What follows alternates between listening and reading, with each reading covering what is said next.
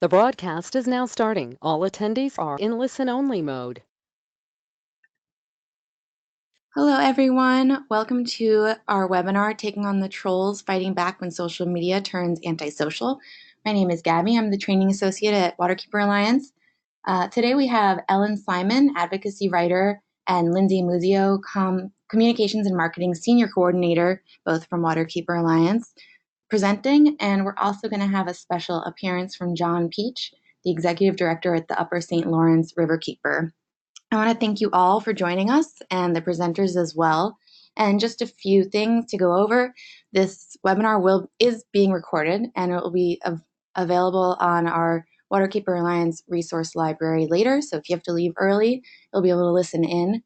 We will be taking questions at the end of this webinar, and you can either write questions in the question box and I will read them out loud to the presenters, or you can raise your hand and I will unmute you and you can ask the presenters questions immediately. If there's any problems, just put something in the chat box if you can't hear or something, and I will try to fix that. And without further ado, I want to welcome Ellen and Lindsey. Thank you so much. Thank you, Gabby. So we're so happy that all of you could be with us this afternoon. Obviously, we're talking about trolls, taking on the trolls, and I should be able to go to the next slide. Oh, yeah, hold on one second. Sorry. I'm going to be the presenter. Okay. Thank you. Yeah. So here's what we'll discuss today. Trolls, sorry. Who are they? How do you respond? How and when to respond? How Waterkeeper Alliance can help and how to ask for help. And a first-person account of dealing with trolls from John Peach at Upper St. Lawrence Riverkeeper. And then do we want to take a moment now to do a quick poll? Yes. So Gabby, if you want to pull up the first question. Okay, I'll give you all a few seconds to answer this. Okay, yes. So we were just wondering if you are watching this, are you responsible for social media for your organization? If you're, that could include if you're the sole person in charge of it, if you help out with it. All right, I'm going to share the results. Okay. Yay, we're happy to have so many social media people here today. Thank you. Okay, so all of you know and have seen what it's like when we've lost our screen. When stop showing me screen, maybe go. When you have to deal with trolls. Oh wait, but now I have to show your screen. Sorry guys, we're having a little bit of technical difficulties here. Maybe go back to here. Okay. Oh, yay. Yeah. Okay. All right. We can go to the next slide. So as we think about your organization's social media account, think of it as being like your living room. You get to decide who comes into your living room. If people come in and they're loud and they leave the place littered with empty cans of Schlitz beer, you are well within your rights to kick them out. Your group's social media channel should be a place where your supporters can gather comfortably, learn about your advocacy efforts, learn about upcoming events, and feel at home and safe. And if a cantankerous, hostile crowd comes in again, doing the digital equivalent of trashing your living room, it's time to make some changes. So a little bit of background on trolls and trolling. This slide gives you a little bit of the history that this use of the word trolls comes from the Vietnam War, when US fighter jets would linger near North Vietnamese strongholds, trying to engage their jets, which didn't have as much firepower, trying to trap them into a fight that they knew the North Vietnamese jets wouldn't be able to win. And that's the essence of trolling. Trolls are trying to lure you into a fight that they know that you can't win. Go to the next slide. And this describes the goal of trolling. It's basically a way to feel like an insider, that if you don't fall for the joke, you get to be in on it. But the person you're trolling is, of course, receiving the butt of your joke.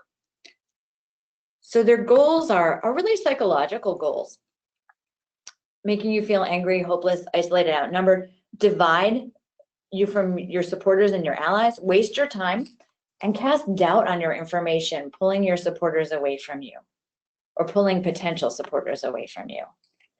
We've included here some recent examples of trolling. Lindsay? Yeah. Do we want to do this before or after? After. Okay. So I included some examples from Waterkeeper Alliance's Facebook page. These are all kind of surrounding our Pure Farms, Pure Waters campaign. It's kind of, I chose some from this one man, Randall, who often likes to comment on our page. I think it's a good example because it highlights the unique position that waterkeepers are in, and waterkeeper organizations and affiliates. We're often discussing controversial issues. Maybe not everybody has the same, stances on you on these positions that we're taking. This person, for example, often calls us fake news. They say, now get the real truth from the North Carolina Pork Council.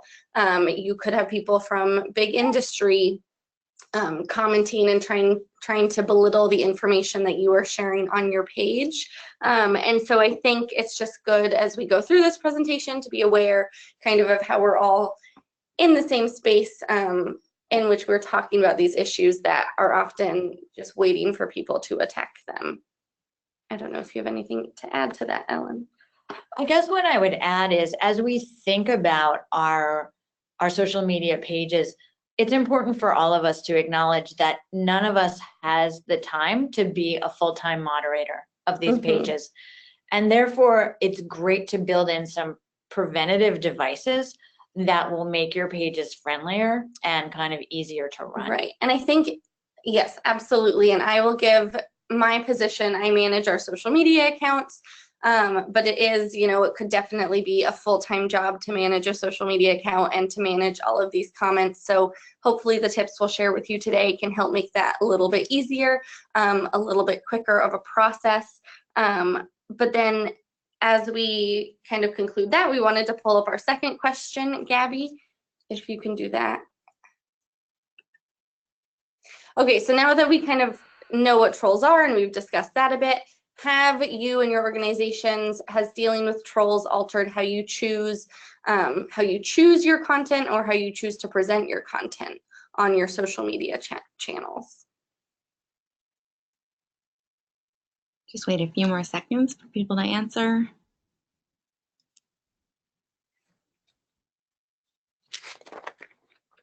All right, I'm going to close up this poll and share the results. Interesting. Okay, thank you guys. So this really is shaping how you do some of your work day to day.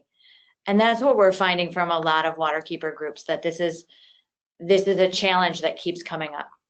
So one of the things we wanted to give some space to think about is how and when to respond. But even before you think about how and when to respond, it's helpful to think about what belongs on your social media channels. If your group is taking a position on a divisive issue, there may be a better way to get the word out than social media. That may be through email. It may be through a static web page, one that doesn't allow comments.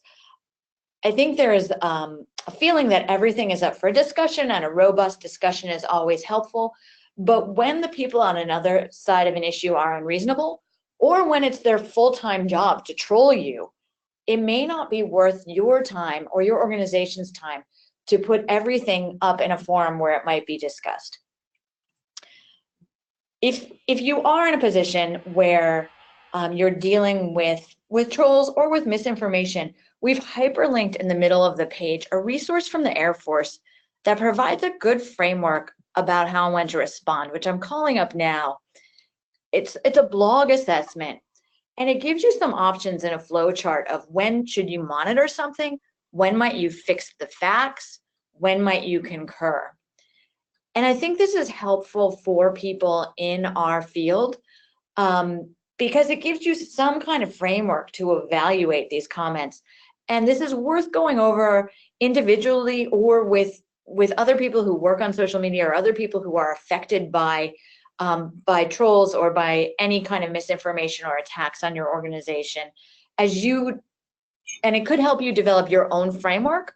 When is it time to monitor? When is it time to post correct facts? When is it time to respond?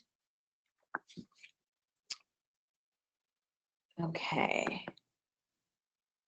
So one thing that we say and that everyone says is don't feed the trolls. Engaging with trolls is usually a waste of your time. And it can be really tempting to tell them that they're wrong. There's a great cartoon that shows a man at a keyboard saying, I can't go to bed. Somebody is wrong on the internet. So I would urge you to go to bed and to let the trolls go unanswered. We have some better solutions than trying to engage with them directly. We just included this slide because the cartoon was so great.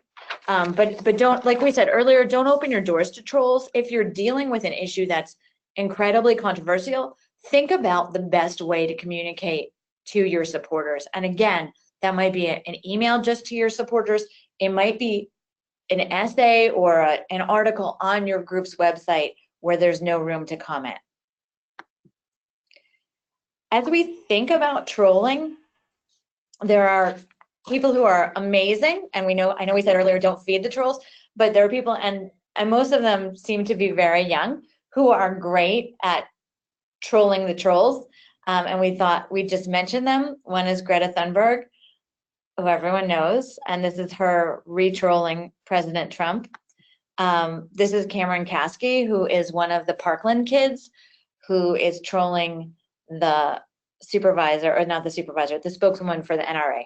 But in most cases, if you're not one of these amazing, young, clever people with 1,000 followers or more, it's probably not worth your while to try to out-troll the trolls. Right. I guess I would add, as your loveliness, it does take considerable skill and savvy to respond well to trolls in a proper way. So oftentimes we at Waterkeeper Alliance will just ignore them. We won't feed their fires. We'll let them comment. And then what we're going into, we have a policy now for hiding or banning comments, banning people. But yeah, we won't engage them. Or you could always bury them in positive comments. Which we'll talk more about. We'll talk more about as well. So yeah, there are a lot of different ways. So I skipped ahead, but we urge you to craft and publicize your organization policy for when comments will be deleted and when users will be blocked. Save the River, and we'll hear from John Peach later, has come up with their policy, and this whole deck will be available so that you can use these policies as reference. So this is the Save the River policy. Here's Great Lakes Outreach Media, and we wanted to give you an example of where they put their policy or what the policy looks like on a page. They've used it here as their pinned post.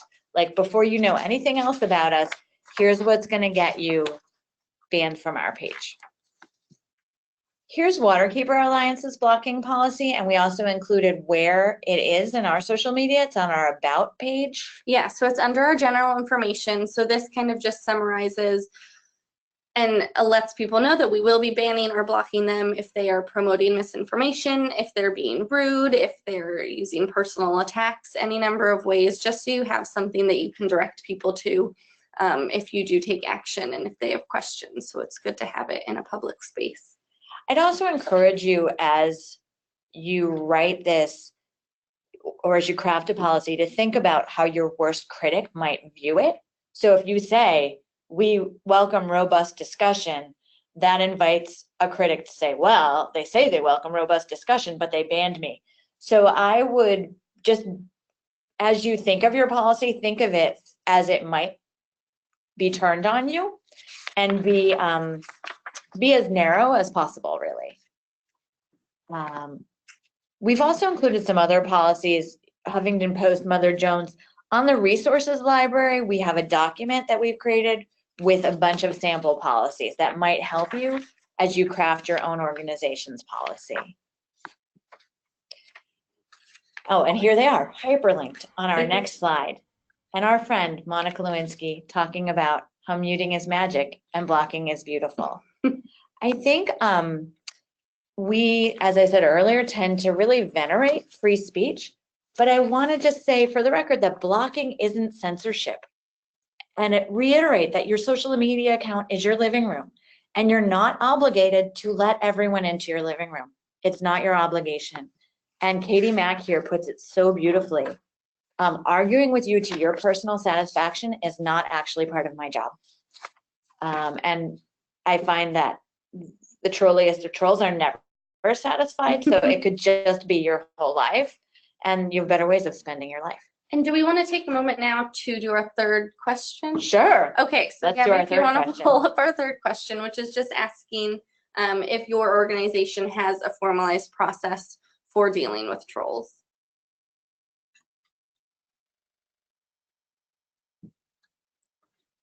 Waiting a few more seconds.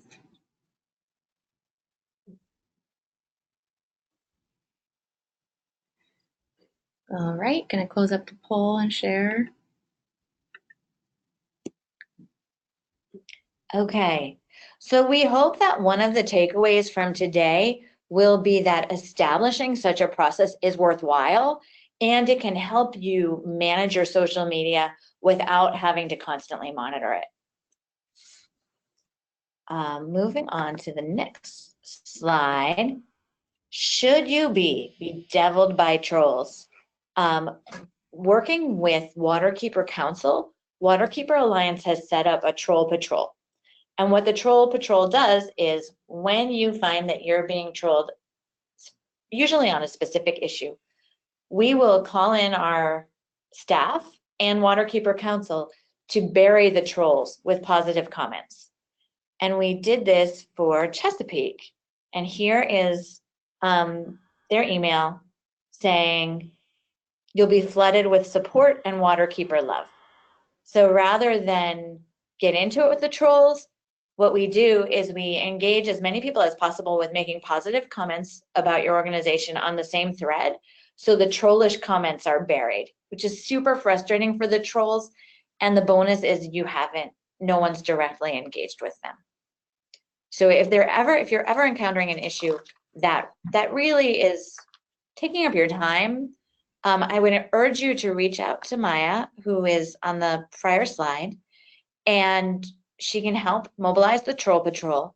We also are happy to do individual counseling with Waterkeeper organizations who are finding themselves on the receiving end of trolling. So if John is with us, John Peach, who is the executive director of the Upper St. Lawrence Riverkeeper, John, if you'd like to talk about your experiences with trolls and what the outcome has been since we worked on it, we'd love to hear from you. Great. Thank you very much, Ellen. Just a little bit of background. We're up here in the St. Lawrence River, and we've had 2 out of the last 3 years have been historic high water, which came about just as Plan 2014, the new water levels plan came in. I don't think there's any correlation between the two. But at any rate, Save the River became the poster child, I guess, for the high water and the damage of the high water to all the riparians. And the attacks were just pretty horrible. They were personal. Things like calling us environmental rapists. We sold out to the shipping and energy companies. We had no concern for anything other than the fish. So it was pretty ugly. And at that point, along with our outreach manager, who can't be here today, we turned to Ellen and Waterkeeper. And our conversation with you was very helpful. And I put it in perspective exactly on the things that you've been talking about, that the trolls don't own this space, it's our space. And that really helped us start to turn it around. That's my talk. Okay, John, thank you. And that's something I want to reiterate is that at Waterkeeper Alliance, we're here to help you.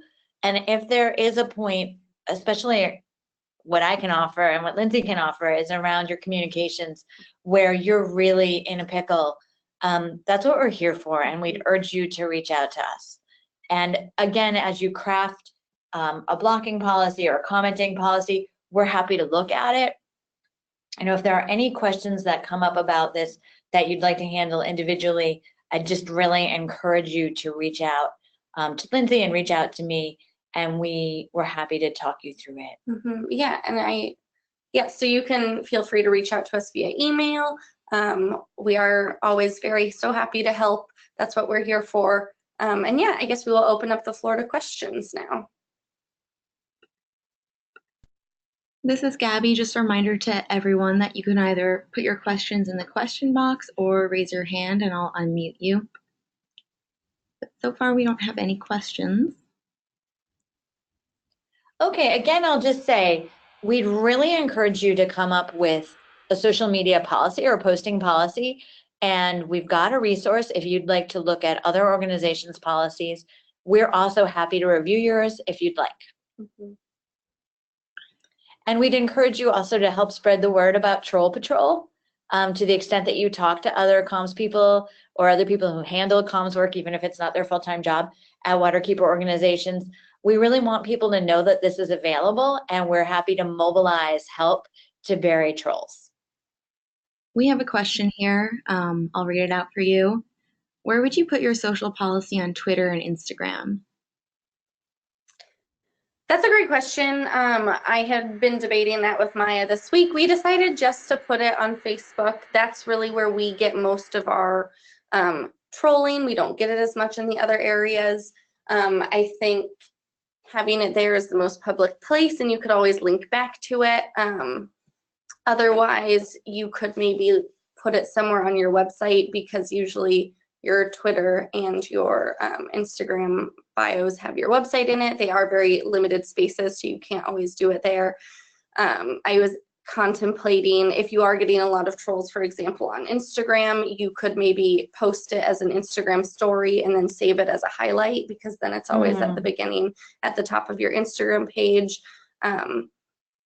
Yeah, do you have? If you're getting a lot of trolls on Twitter, which is hard to say, you could make it your pinned tweet. Right, yeah. I mean, if trolling on Twitter is really a problem for you, I would pin it to the top and just make it really clear that you're not here to play. Yeah, I agree.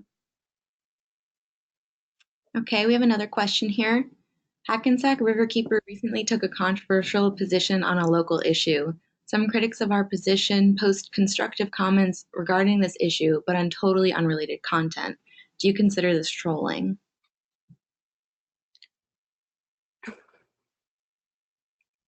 That is a great If question. it's constructive and it's not personal, I guess the issue is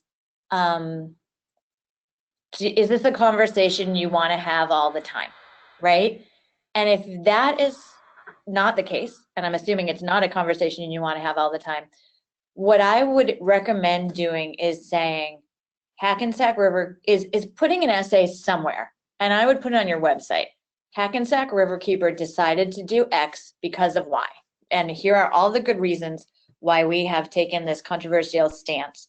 And then if you have the capacity, but only if, you can refer back to that static web page with the explanation of why you took your controversial stance. So, you know, if you have the capacity, you can say, thanks for your comment. Please refer to this link, linking the person to your static web page where you describe your reasons for taking the stance you took. Is that helpful? I would also add, you know, if they're posting, say, the same blurb on their opinion on everything that you post about, you could consider that spam, which is covered. It could be covered in your policy. It's just not helpful to the discussion of that post that you are posting about with some other topic. So I think then you could go about, if it is taking up so much space on your page, to hide those comments. Great point. Yeah. Great point. If you, I guess I can take a moment to describe the difference. You can hide a comment, which still shows up that comment to the person who posted it and their friends, but for everybody else, they will not see it. that is different than deleting a comment, where then that comment is deleted and not there to see by anybody. So I think hiding is still a very easy way to get rid of some of that content if it is not providing a good space for your social media.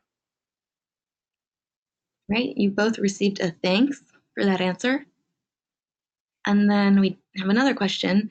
How do you feel about inviting trolls to call your office to have a more productive conversation?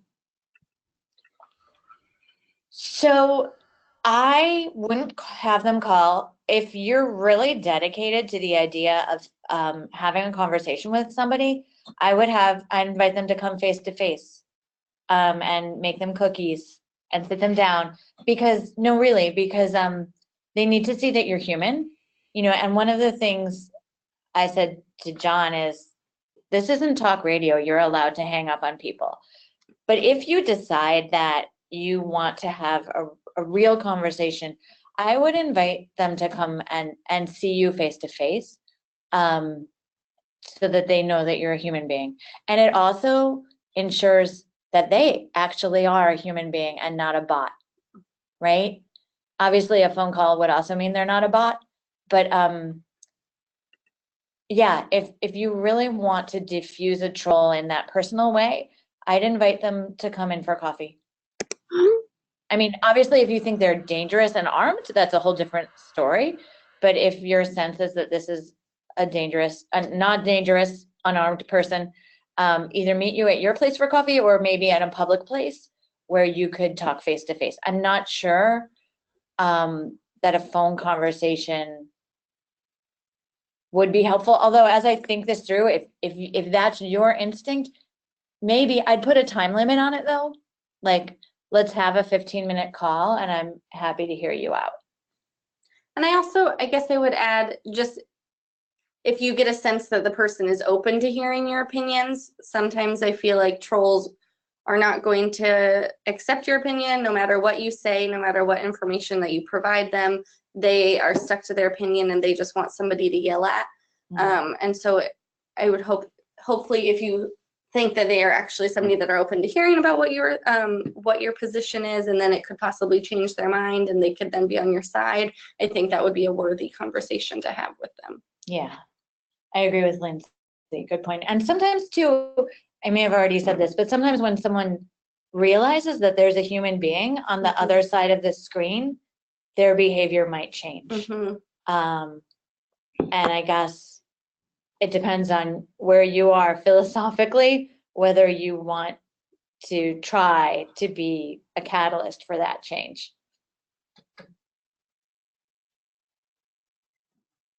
Great. Well, we've got no more questions and no hands raised. So we could wrap up this webinar, and if anyone has any questions, they can email Lindsey or Ellen, whose emails are on this PowerPoint here. And also a reminder that I will be putting the PowerPoint up on the resource library and sending this around, so you'll all have access to both the recording and this PowerPoint. If there are any last minute questions, looks like there aren't. Well, Ellen and Lindsey, thank you both so much, and thank you to everyone who attended. Thank you. Thank you. Oh, I think we have one more question, actually. Oh, no. Great. Thank you for taking the time to do this. Oh, thank you so much. Take care, guys. All right, bye. Bye.